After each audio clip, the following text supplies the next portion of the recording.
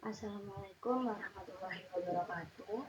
Perkenalkan, saya Francisca Rostianti dari IPS Angkatan 2023. Di sini saya akan menjelaskan mengenai spektrometri, elektrospray, MALDI, dan juga mass analyzer.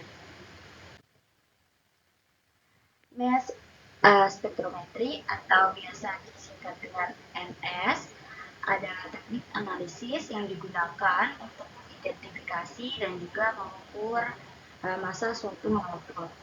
Awalnya, MS ini digunakan untuk molekul anorganik yang kecil, namun kini sudah berkembang untuk biomolekul yang lebih besar. Nah, MS digunakan luas dalam proteomik dan penelitian biologi. Lalu sejarah singkat MS ini, MS ditemukan pertama kali pada tahun 1912 oleh E.G. Thomson. Lalu pada tahun 1950-an mulai digunakan untuk pemisahan gas. Lalu kemajuan besar terjadi dengan pengembangan soft ionization techniques seperti ESI dan juga MALDI. Teknik soft ionization terbagi menjadi dua, yaitu ESI dan juga MALDI. ESI, electrospray ionization. ESI menghasilkan ion dalam bentuk larutan. ESI ini cocok untuk analisis molekul besar seperti protein dan juga peptida. ESI bisa dikombinasikan dengan teknik pemisahan seperti HPLC. Lalu yang kedua yaitu MALDI, Matrix Assisted Laser Desorption Ionization. MALDI ini sampelnya bercampur dengan matrix dan ditembak dengan menggunakan laser. MALDI ini membantu menghasilkan ion dari biomolekul yang besar dalam bentuk padatan. Biasanya MALDI digunakan untuk analisis protein dan juga DNA. Berikut adalah perbandingan ESI dan MALDI. Terdapat beberapa karakteristik yang membedakan antara keduanya seperti bentuk sampel, ion yang dihasilkan, kompatibilitas ESI, sensitivitas terhadap kontaminan, dan juga penggunaannya. Lalu terdapat mass analyzer dalam MS. Yang pertama ada quadropole atau biasa dinamakan dengan huruf Q. Ini digunakan untuk memisahkan ion berdasarkan mass to charge ratio. Lalu Q ini mudah digunakan dan murah, tetapi terbatas dalam resolusinya. Yang kedua yaitu time of flight atau TOF, yang biasanya digunakan untuk mengukur waktu tempuh ion untuk mencapai suatu detektornya.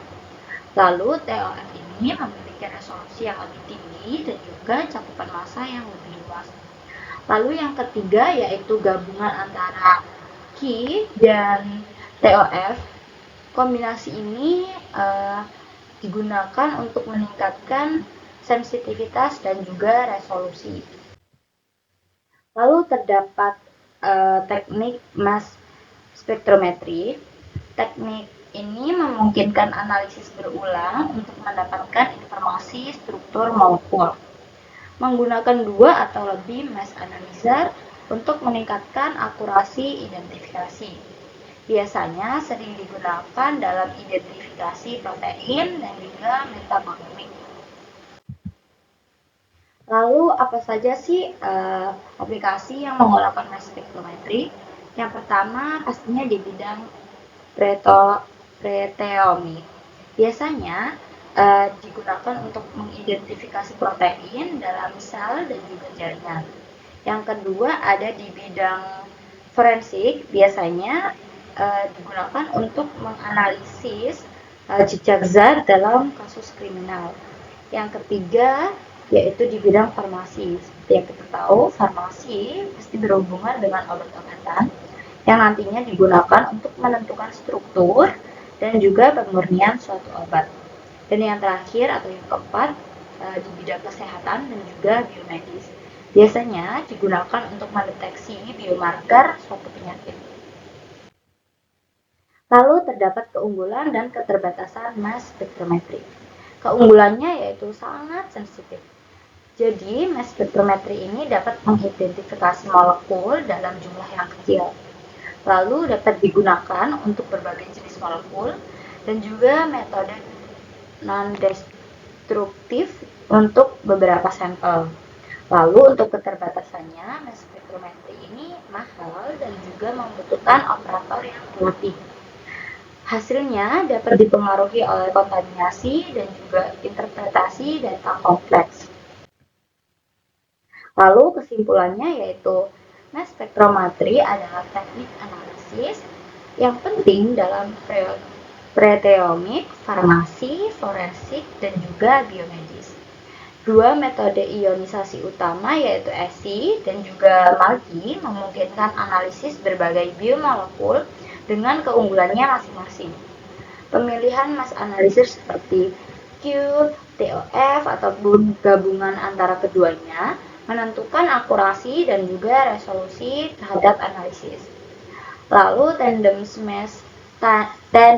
mass spectrometry atau teknik mass spectrometry ini semakin meningkatkan kemampuan dalam identifikasi struktur molekul. Meskipun mahal dan kompleks, MS tetap menjadi alat esensial dalam penelitian dan industri berkat sensitivitasnya dan juga kemampuannya dalam analisis yang mendalam. Sekian penjelasan dari saya. Apabila terdapat kesalahan, saya mohon maaf. Saya akhiri. Wassalamualaikum warahmatullahi wabarakatuh.